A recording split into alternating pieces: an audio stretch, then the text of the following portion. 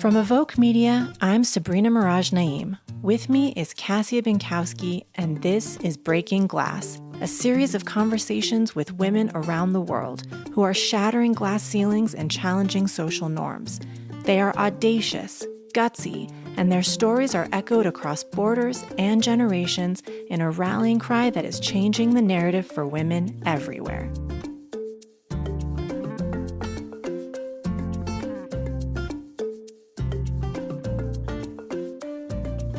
Today, we had the pleasure of speaking with Susie Weiss-Fishman, the founder of one of the largest salon brands in the world, OPI. This is a conversation about the relationship between the beauty industry and America's own cultural beauty dilemma. Susie's reflecting on how she was able to bring individualization to that industry by giving women a product to express themselves and also feel playful in their femininity. We talk about how she disrupted the industry, rose to be one of the only female leaders, and built a billion-dollar company led by 95% women. It's true, Sabrina, and it's a theme that we hear again and again from guests on the show. Women who join us and share stories about shattering glass ceilings and then intentionally creating the space for other women to join them. In our conversation today with Susie, she reflects on how the strength and resilience displayed by her mother was a major ingredient in her own success, and how those values are being passed on to her kids and her grandkids. So this is a story about beauty and femininity, but also individualization and work ethic and grit. Take a listen.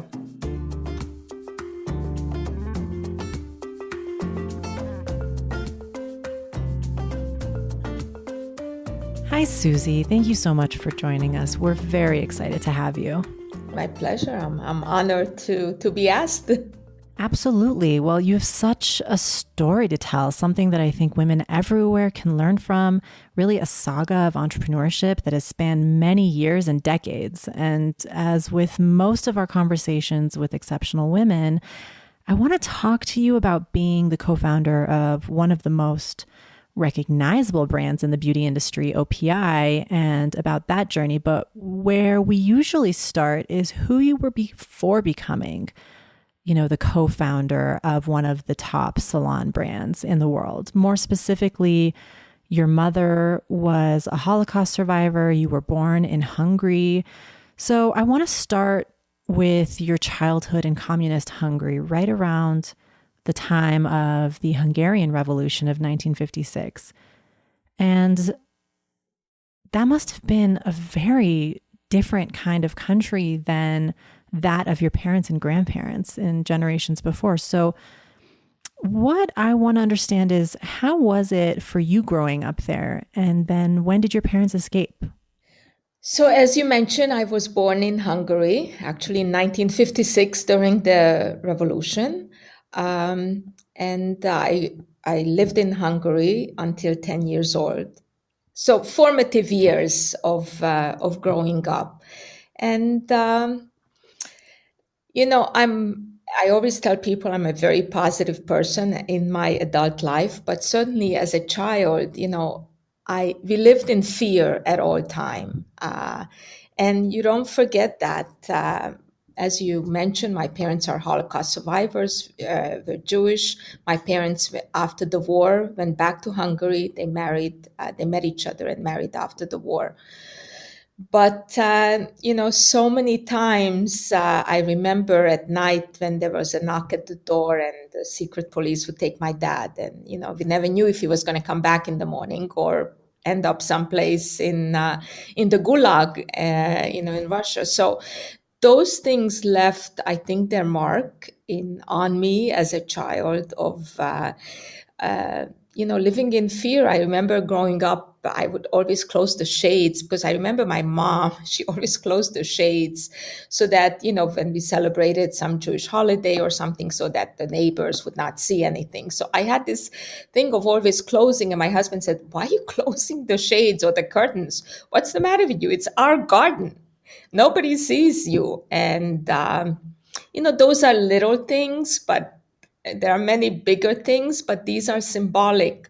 It's just one thing that symbolizes what the feelings that I had of how I grew up, always being afraid, always looking over your shoulder. And I am just so grateful to my parents who left Hungary at an old, and my dad was 54 when we left, and first we lived in Israel. And to make this move for my sister and I to have a better life and to live in freedom. That must have been incredibly challenging for your parents, having just survived the Holocaust, to come back to their home country. And then very soon after, another kind of uprising, a revolution that turned the country on its head. And like you're describing, they brought up their children in this environment of fear. And so much of what they had experienced then kind of transfers down, I assume, in some form or another to you. I cannot even imagine, the hardships that my parents went through, surviving the Holocaust, having their families perish, and then coming back to the country, their native country, and then again having to go through a revolution, the communist system. And again, maybe a different fear, but a fear in itself. And people always ask me, who are my heroes? And I say, my parents. My dad and my mom are my heroes in my life. And as I say, I'm forever grateful for to be able to live in freedom. I have two children, to give them freedom, education, to be able to practice our religion, to live our life, our customs. And you don't really know this until you experience the other side. And the people ask me, you're so successful. I said, I never forget where I came from. Every single day, I remember how it was and where I came from. And I certainly don't want that ever again. What was your expectations growing up? I mean, you said that your parents left in large part to give you and your sister a better life. What were their hopes and dreams for you? What were the women around you doing? What opportunities did they have? Like when you rewind to being a little girl, what did you imagine your life like as an adult? What were you kind of allowed to dream? So I have to say that under a communist system, women were never pushed down.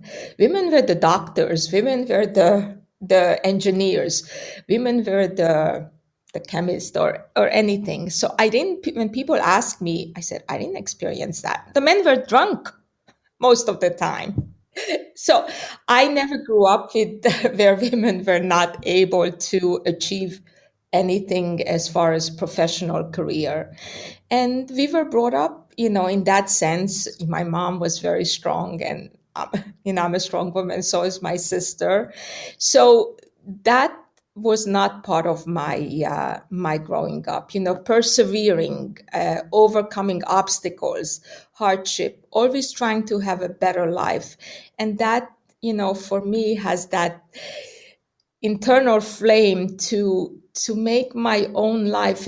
And for me, the expectation, and that's how I grew up, is you are responsible for your own life and for your own success. And, God gave me two hands and 2 feet, and you do the best you can. Yes, if somebody has hardships or something and needs help, by all means, there's a Jewish word, tzedakah. And, every day I wake up and I try to make a better world for people who are less fortunate than myself.